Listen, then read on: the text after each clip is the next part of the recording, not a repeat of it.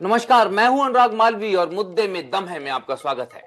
मुद्दे में दम है में हम लगातार बता रहे हैं किस तरह से अलग अलग विभागों में अलग अलग घोटाले चल रहे हैं और आज बात होगी मध्य प्रदेश में अनाज घोटाले की। दरअसल मध्य प्रदेश में बड़ी मात्रा में गेहूं खराब हुआ है या खराब किया गया है, इस पर हम चर्चा करेंगे अपने मेहमानों के साथ, जिनसे कराते हैं आपका परिचय।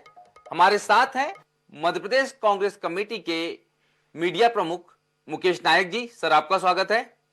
साथ में हमारे हैं सुशील तिवारी जी, इंदू भैया, विधायक पनागर, आपका स्वागत है सर। और हमारे साथ में है हमारे साथी संजय साहू जबलपुर से। आप तीनों ही साथियों के साथ शुरू होगी चर्चा, लेकिन इसके पहले हम इस विषय को थोड़ा सा समझा देते हैं।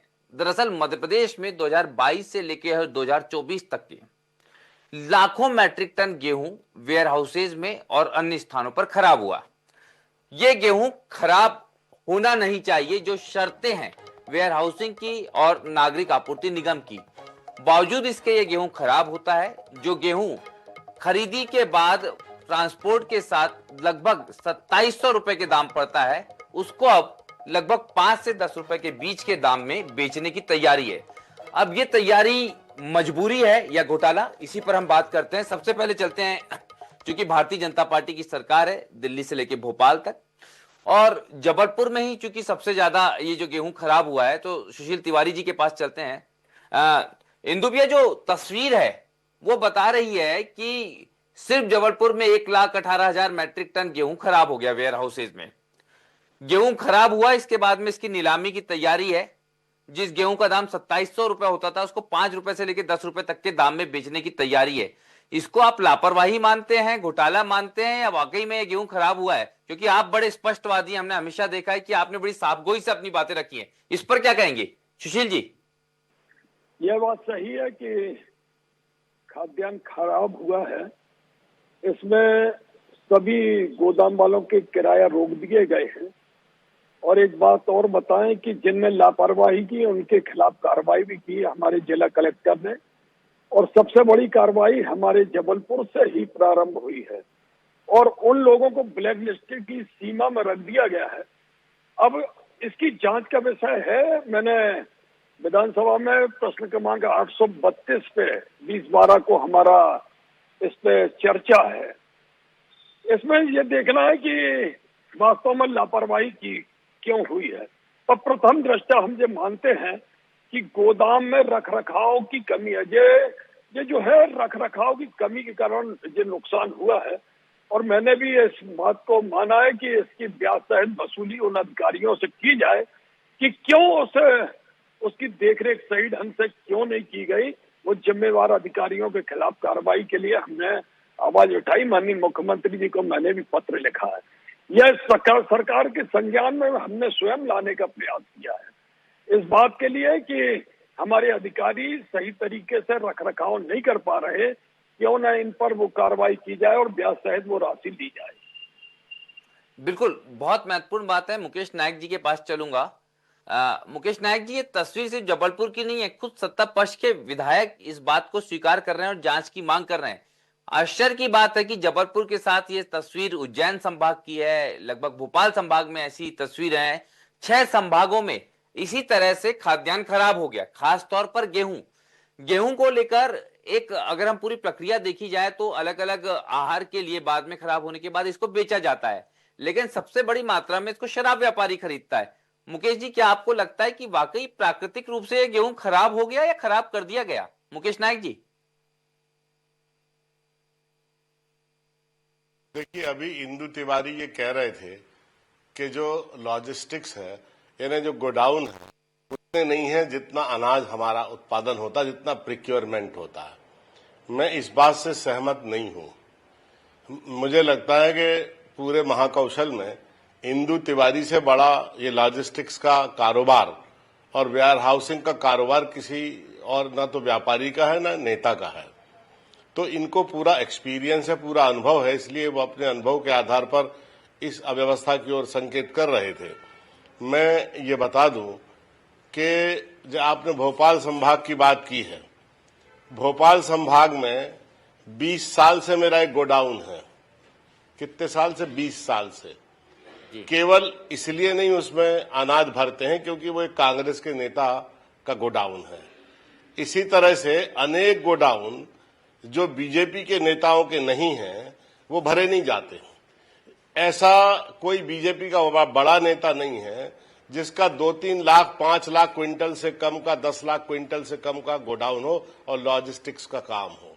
तो सबसे पहले ये भले ट्रांसपोर्टेशन में ज्यादा चार्ज लग जाए, दूर है गोडाउन, लेकिन पहले बीजेपी के नेता का गोडाउन भरा जाएगा, बाद में दूसरों का उसमें नंबर आएगा। मैं ये कहना चाहता हूं कि जो बिना गोडाउन के अनाज मध्य प्रदेश में रखा जाता है, जो एक प्लास्टिक की थैली जैसी बहुत बड़ी एक वो बना दिया जाता है त्रिपाल जैसा और जमीन में रख दिया जाता है, इससे इतने बड़े पैमाने पर गेहूं खराब होता है। और जो गोडाउन ठीक नहीं है, जिसमें सीपेज है, उसमें अनाज रख दिया जाता है और कुछ अनाज ऐसा किसानों से लिया जाता है जो मापदंडों के आधार पर ठीक नहीं है। अब आप अनाज खराब रखोगे और बाद में कहोगे ये सड़ गया। आप ऐसे गोडाउन में अनाज रखोगे जिसमें सीपेज है, बाद में कहोगे सड़ गया। आप मैदानों में खेतों के अंदर आप अनाज रख दोगे और बाद में कहोगे सड़ गया। ये लापरवाही और भ्रष्टाचार का बहुत मिला जुला खेल है मध्य प्रदेश में। जितना नागरिक आपूर्ति विभाग में जितना करप्शन है, मध्य प्रदेश के किसी विभाग में इतना करप्शन नहीं होगा।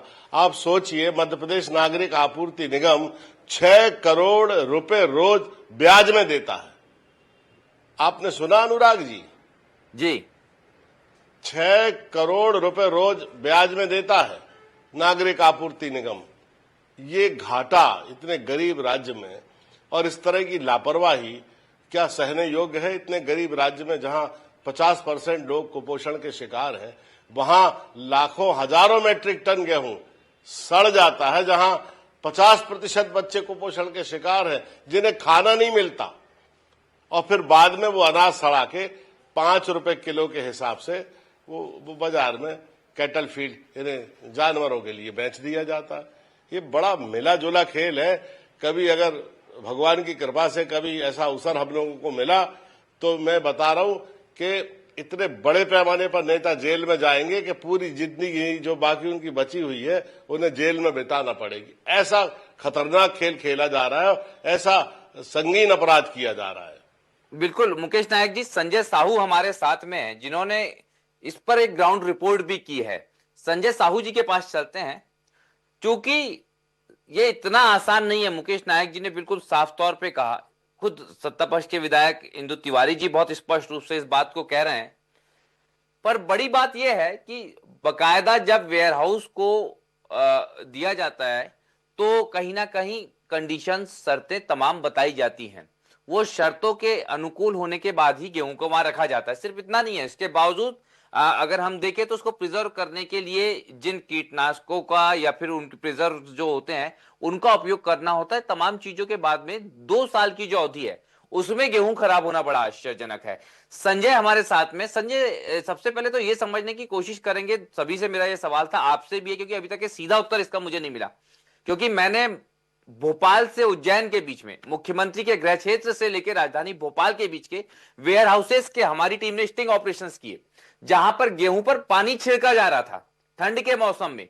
तो ये कौन सी तरकीब है? ये क्या करने की कोशिश थी? क्या गेहूं खराब करने की भी कोशिश होती है जानबूझकर? संजय जी बिल्कुल अनुराग जी, जिस प्रकार से आईएनएच की टीम ने जगह जगह जाके और जानकारी जुटाई है, और जो जानकारी मिलती है कि जो पानी जो सींचा जाता है वो गेहूं खराब करने की जो घटी जो उनकी होती है, वेयर हाउस जो मालिक होते हैं उनकी जो घटी होती है उसको कंप्लीट करने की बात सामने आती है। लेकिन पानी सींचने से क्या होता है कि स्थितियां जो होती हैं वो ये होती है कि गेहूं जो है वो खराब हो जाता है, क्योंकि नमी पकड़ेगा गेहूं और निश्चित ही गेहूं जो है वो खराब होगा। अगर हम जबलपुर की बात करें तो जबलपुर में 1,84,000 क्विंटल गेहूं जो है वर्ष 2018 से 2024 तक खराब हो चुका है। तो कह सकते हैं कि ये बहुत बड़ी मात्रा है। चूंकि इसमें जब अधिकारियों से चर्चा की गई तो अधिकारियों का, कुछ अधिकारी तो भागते हुए नजर आए और कुछ अधिकारी जो है सामने ये कहते हुए नजर आ रहे हैं कि हमारी जिम्मेदारी जो जो है वो मात्र 6 महीने की होती है। सरकार जो नागरिक आपूर्ति निगम है, जमा करता जो विभाग है,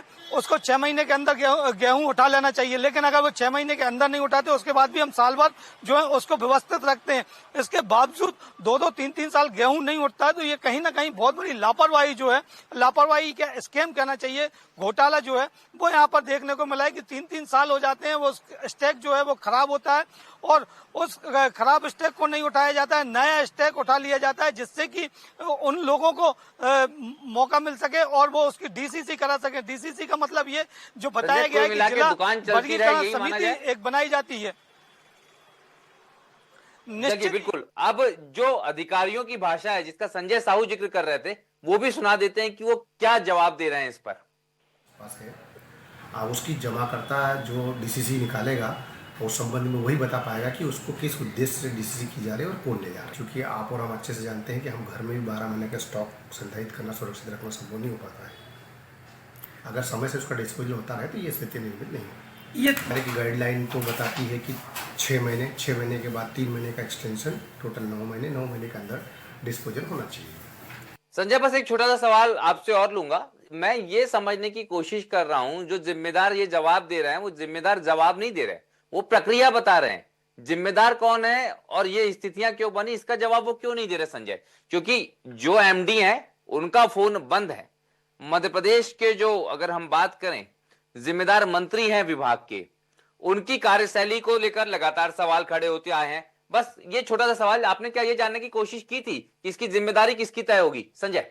निश्चित ही हमने ये जानने की कोशिश की, अधिकारियों से जानने का प्रयास किया। जब हमने नान के अधिकारी जो हैं उनसे बात की, डीएम जो है यहाँ के जिला प्रबंधक दिलीप करार, उनसे जब हमने बात की तो उनका यही कहना था, हालांकि वो ऑन कैमरा नहीं बोले, लेकिन उनका ये कहना था कि ये पूरी जिम्मेदारी जो है वेयर हाउसिंग लॉजिस्टिक कॉर्पोरेशन की है। और जब हमने वेयर हाउसिंग लॉजिस्टिक कॉर्पोरेशन के आरएम, जिनकी बाइट आप हमारे दर्शक सुन रहे थे, उन्होंने संतोष सोलंकी जो है, उन्होंने उनसे जब हमारी बात हुई तो उनका यही कहना था कि हमारी जिम्मेदारी जो है वो मात्र 6 महीने की, और 6 महीने से 3 महीने का हम एक्सटेंशन देते हैं, 9 महीने। इसके बाद भी अगर जमाकर्ता नहीं उठाता तो हमारी कोई जवाबदारी नहीं होती। तो कह सकते हैं कि एक बहुत बड़ा स्कैम जो है, इसलिए मैं बार बार कह रहा हूं कि स्कैम और घोटाला जो है वो यहाँ पर दिखाई दे रहा है। चूंकि जो वेयर हाउसों की सूची हमारे पास आई है और जहां पर संजय, मैं आपको रोकूंगा, ये पूरी की पूरी सूची में लगातार हमारे पास में मौजूद है और इन सारे वेयर हाउसेज में गेहूं खराब हुआ है।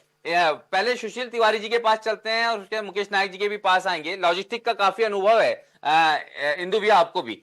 हम ये जानने की कोशिश कर रहे हैं कि आपने सवाल लगाया, लेकिन यहां पर तो जो अधिकारी हैं वो आप बोल रहे हैं कलेक्टर ने कार्रवाई कर दी। किस तरह की कार्रवाई हुई, उसके बाद ये स्थितियां हैं। ये तो टेनिस की बॉल की तरह हो गया, एक विभाग ने दूसरे विभाग की तरफ बॉल फेंक दी, दूसरे ने तीसरे की तरफ फेंक दी। जिम्मेदारी तो तय हो नहीं पा रही है और आपको खुद को विधानसभा में सवाल लगाना पड़ रहा है। सुशील तिवारी जी, हमारे मुकेश जी भाई साहब ने जो बात कही है उसकी स्पष्ट जानकारी आपको दें कि उन्होंने कहा कि भाजपा नेताओं के गोदाम में भर रही है। मेरी स्वयं की गोदाम एमआई ट्रेड लिंक के नाम से आपके संज्ञान में लाना चाहता हूँ। 3 वर्ष से उसमें एक भी बोरा माल नहीं रखा गया, वो खाली पड़ी हुई है। तो भाई साहब के हम संज्ञान में लाना चाह रहे हैं। ऐसा नहीं है, हमारी सरकार में भेदभाव की आवश्यकता बिल्कुल नहीं मानते हैं और न भेदभाव होता है। रही सवाल ये कि ये खाद्यान्न जो रोक रहा है, इसके मैं जहां तक मेरे ज्ञान से पूरी सूची कहां से माल उठाना, ये सिविल सप्लाई उठवाती है। सिविल सप्लाई वेयर हाउस को बोलती है। अब परिस्थिति एक हो जाती है कि जब किसी गोदाम में जब हम लोग माल लेने जाते हैं, जब ट्रक जाते हैं, तो उस गोदाम वाले को किराया की लालच में वो गोदाम के सामने सड़क खोद देता है। सड़क खोद देता तो उस जगह क्या माल नहीं उठ पाता। ऐसे हमारे कलेक्टर ने अनेक बार इसको संज्ञान में लिया और उनकी किराया रोकने का काम किया है। और केवल यही कारण हम मानते हैं। और एक बात और बहुत स्पष्ट रूप से आपको बताएं कि हमारी सरकार को किसी भी प्रकार का क्षति नहीं हो रही, क्योंकि हमारी सरकार ने पूरा किराया उनका रोक दिया। वसूली अगर उसकी बराबर की जाएगी तो वो राशि पूरी वसूल हो चुकी है, ये मान के आप सर थोड़ा सा मैं बता दूं आपको, ये जो वेयर हाउसेज में स्टॉक की सूची है खराब गेहूं के, और जो किराए का अंतर है, लगभग अगर 7 संभागों के गेहूं के या अनाज के स्टॉक के खराब होने की बात करूं तो ये 870 करोड़ रुपए का तकरीबन ये स्टॉक है ओवरऑल। जब इसको बेचा जाएगा तो इसकी कीमत आपको जो मिलने वाली है वो 800 करोड़ रुपए कम मिलने वाली है। इतना किराया तो कम से कम वेयर हाउस का नहीं हो सकता, ये कहीं से भी माना नहीं जा सकता। मुकेश नायक जी के पास चलेंगे। सर, कितना सहमत है आप सुशील तिवारी जी की बात से? मैं बिल्कुल सहमत नहीं हूं इनकी बात से। मैं क्योंकि व्यक्तिगत आरोप नहीं लगाना चाहता, मैं सम्मान करता हूं, ये जनप्रतिनिधि हैं इनका, तो मैं इशारा ही करता हूं कि इनका भी अनाज का और मंडी का बहुत बड़ा कारोबार है जबलपुर में, पूरा पब्लिक डोमेन में है, सब लोग जानते हैं। और जहां तक नेताओं की बात कर रहे हैं, तिवारी जी ने कहा कि भारतीय जनता पार्टी पक्षपात नहीं करती है।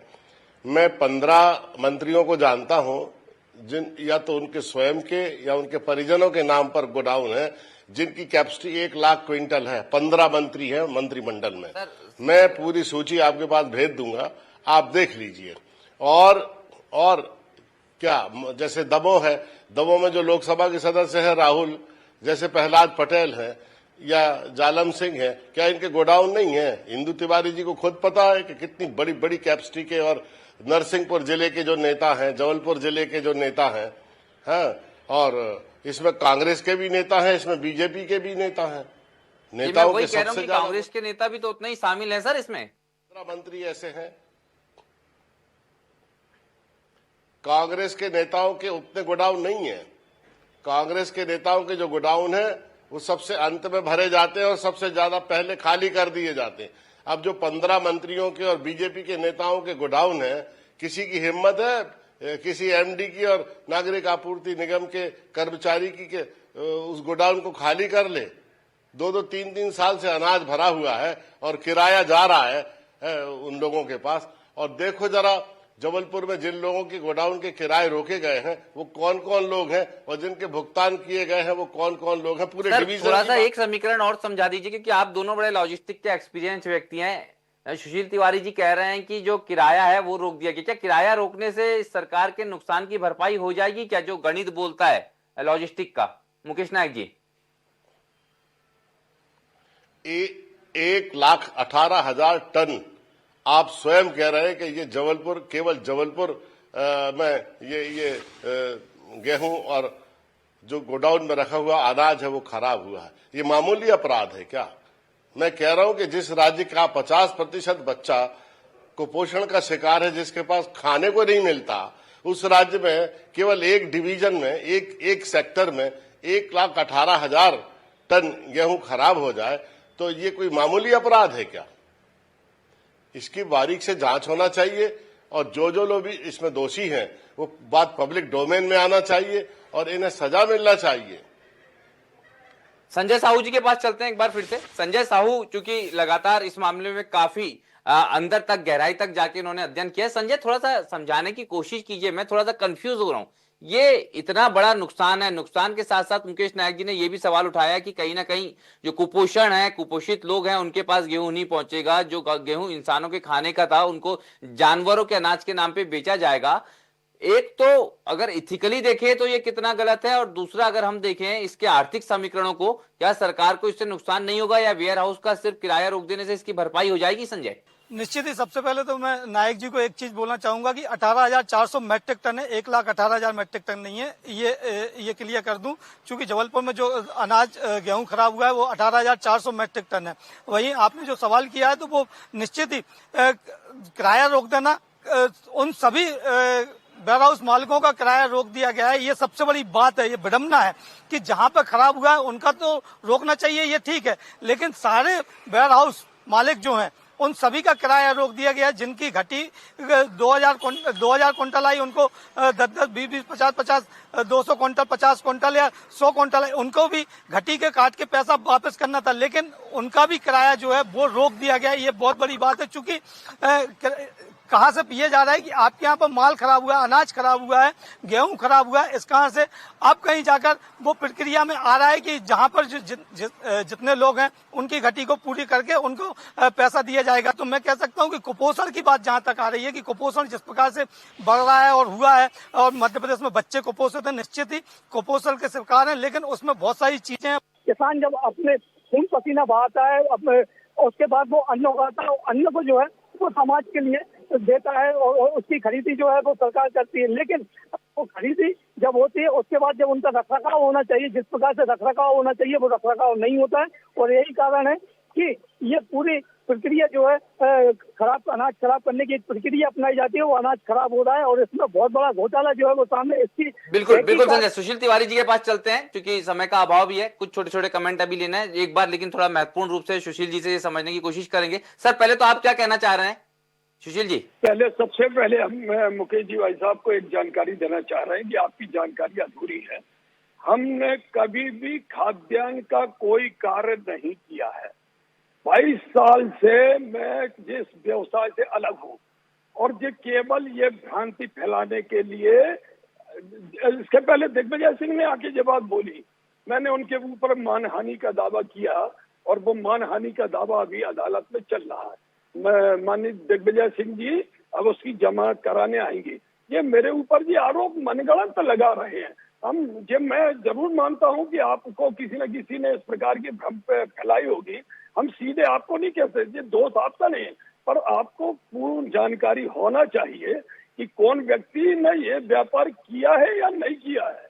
ये है कि हमारी जबलपुर में जो होने वाले व्यापारों पे हम अच्छी जानकारी रखते हैं। तो इसका मतलब ये नहीं कि हम ठेकेदारी कर रहे हैं या हम खाद्यान्न का काम कर रहे हैं। हाँ, ये जरूर है कि हमारी एक गोदाम 3 वर्ष से नहीं भरी गई, पर हमें इसकी कोई आपत्ति नहीं, हम दूसरे काम कर लेंगे। पर सवाल ये है कि ये विषय, लेकिन सर ये भी तो सवाल उठता है कि अगर आपका गोदाम जो है, आपका जो वेयर हाउस है, अगर वो सारी शर्तों का पालन कर रहा है तो आपको नहीं दिया जाना, और जो शर्त का पालन नहीं कर रहा है, जहाँ गेहूं खराब हो रहा है वहां दिया जाना कितना न्याय उचित लगता है आपको सुशील जी? क्वालिफाइड नहीं कर रहे होंगे, कुछ गड़बड़ी रही होगी, हम तो ये मान रहे हैं। मैंने इसकी शिकायत भी किसी को नहीं की। हम में क्या कमजोरी है ये हमें पता होना चाहिए, और हम शासन की उस नियम से अब नहीं हो पा रहे क्लियर, तो हमारी गोदाम नहीं भरी जा रही है। पर हमारा मुकेश जी से पुनः निवेदन है, ये आपकी सरकार में, आपकी सरकार जब थी उस भी ये बात हुई थी, अभी भी बात हो रही है। कुछ कान फूकने वाले आप लोग को कह रहे हैं, आप लोग इस मामले को कृपया थोड़ा सा अपने संज्ञान में लेके जानकारी लेके पूरी बात करें। आप अच्छे नेता हैं, अच्छे वरिष्ठ नेता हैं, तो हम आपसे अनुरोध कर रहे हैं कि इस प्रकार की टिप्पणी में थोड़ा आप विचार करके टिप्पणी करें, क्योंकि ऐसे आरोप हमारे जी जो आपने विधानसभा में सवाल लगाया है वो जरूरत क्यों पड़ी, और उस सवाल में आपने पूछा क्या है, किस बात की जानकारी मांगी, और आप क्या अपेक्षा करते हैं सरकार को किस तरह की कार्रवाई करनी चाहिए? ये विधायक का अधिकार होता है कि जो मुद्दे हैं हमारे पास, जो मुद्दे आते हैं उस मुद्दे को नहीं, ये जो इससे संबंधित सवाल आपका लगाया है, आपने जिक्र किया था जिसका सवाल जो लगाया है उस पर हम डिस्कशन इसलिए नहीं कर सकते कि विधानसभा में उत्तर के बाद ही हम कुछ बता पाएंगे। ठीक है, ठीक है, मैं तकनीकी रूप से समझ सकता हूं, लेकिन आप ये तो मानते हैं कि गड़बड़ी हुई है सुशील जी? ये हमारी नियमावली में है कि विधानसभा की बात यहाँ अभी नहीं कर सकते। नहीं सर, मैं उसकी बात नहीं कर रहा, विधानसभा के सवाल का जिक्र नहीं कर रहा। मैं ये कह रहा हूं, क्या आप ये तो मानते हैं कि ये जो पूरा मामला हम उठा रहे हैं इसमें कहीं ना कहीं गड़बड़ी की आशंका है, संभावना है? गड़बड़ी जिनकी गोदामों में है उनका किराया रोका गया है और उनके ऊपर कार्रवाई की जा रही है, और उन अधिकारियों के जिन्होंने इसमें लापरवाही की, ब्याज की राशि इनसे वसूली जाए, ऐसी हम उम्मीद करते हैं अपनी सरकार से। और ऐसा ही मैंने माननीय मुख्यमंत्री जी को पत्र लिखा था। मुकेश नायक जी, ये पूरा मामला आपके संज्ञान में भी आ गया, किस तरह आगे बढ़ना चाहेंगे, क्या उम्मीद कर रहे हैं सरकार से जांच की और कार्रवाई की? मुकेश नायक जी। देखिए तिवारी जी, मुझे लगता है ठीक से मेरी बात समझ नहीं पाए। मैंने उन पर कोई आरोप बिल्कुल नहीं लगाया है, ना मैं उन पर कोई शंका कर रहा हूं। मैंने तो केवल ये कहा कि वो बहुत अनुभवी नेता हैं और इस व्यवसाय को समझते हैं। जब वो कोई प्रश्न उठा रहे हैं तो उसका एक अपना महत्व है, केवल मैंने ये कहा। दूसरी बात मैं ये कहना चाहता हूं कि जो घटी एक शब्द है, घटी, यानी कितना आपने अनाज रखा गोडाउन में और कितना कम हुआ, यानी इसकी भी एक लिमिट होती है कि अगर कोई गीला अनाज रखा है, उसका मॉइस्चराइजर कम हुआ है, तो उसका भी एक नियम और प्रक्रिया है कि लगभग इतना हो सकता है। लेकिन अगर किसी ने 10,000 क्विंटल गेहूं रखा है और 1,000 क्विंटल कम आ रहा है गोडाउन में, तो ये घटी नहीं है, ये चोरी है और इसकी जांच होना चाहिए। दूसरी चीज ये है कि जो मापदंड को पूरा नहीं करते, जब ऐसे गोडाउन में आप अनाज रख देते हो तो निश्चित रूप से उसका ठीक से प्रिक्योरमेंट तो हो जाता है, लेकिन रख रखाव ठीक से नहीं हो पाता।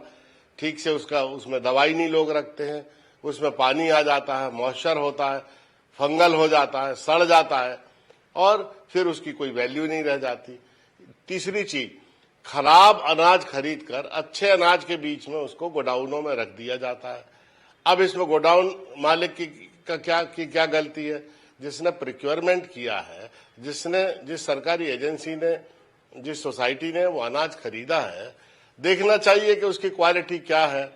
अगर आधा कचरा और आधा गेहूं प्रिक्योरमेंट कर लिया है, उसको गोडाउन में डाला है और वो सड़ गया है, या आपको 6 महीने में अनाज उठाना है, आप 3 साल तक उठा नहीं रहे हैं, तो इसमें जो वेयर हाउस वाला है या जो लॉजिस्टिक्स बिजनेस से जुड़ा हुआ है, उसकी क्या गलती है? उसको क्यों आप गोडाउन के पैसे नहीं दे रहे हैं? सर, हालत तो ये है कि अब लोग इसी के चलते, जो अच्छे लोग हैं जो प्रिक्योरमेंट की प्रोसेस से संतुष्ट नहीं है, वो गेहूं नहीं खरीद रखना चाहते, अब वो धान की तरफ बढ़ रहे हैं। परिस्थितियां कितनी अजीब हो रही हैं, ये मध्य प्रदेश सरकार को भी समझना होगा। कुल मिलाकर 1 लाख मैट्रिक टन से ज्यादा गेहूं मध्य प्रदेश में खराब हो चुका है। अब जो है इसकी डीसीसी की तैयारी है, उसके बाद में इसको औने पौने दामों पर बेच दिया जाएगा। औने पौने दामों पर इनको जानवरों के अनाज के लिए या जानवरों के भोजन के लिए खरीदा जाएगा, लेकिन इसका उपयोग कहां कहां होगा ये हम सभी जानते हैं। और साफ तौर पे कहीं ना कहीं इसके लिए एक बड़ी जांच की जरूरत है, जिसकी उम्मीद हम सरकार से करते हैं। क्योंकि समय का अभाव है, इसलिए इस चर्चा में इतना ही। हम अपने मेहमानों का धन्यवाद करते हैं। हमारे साथ मुकेश नायक जी जुड़े, आपका धन्यवाद सर। साथ में सुशील तिवारी जी जुड़े, आपका धन्यवाद। और साथ में हमारे जुड़े संजय साहू, आप सभी का धन्यवाद। मुझे दीजिए इजाजत, नमस्कार।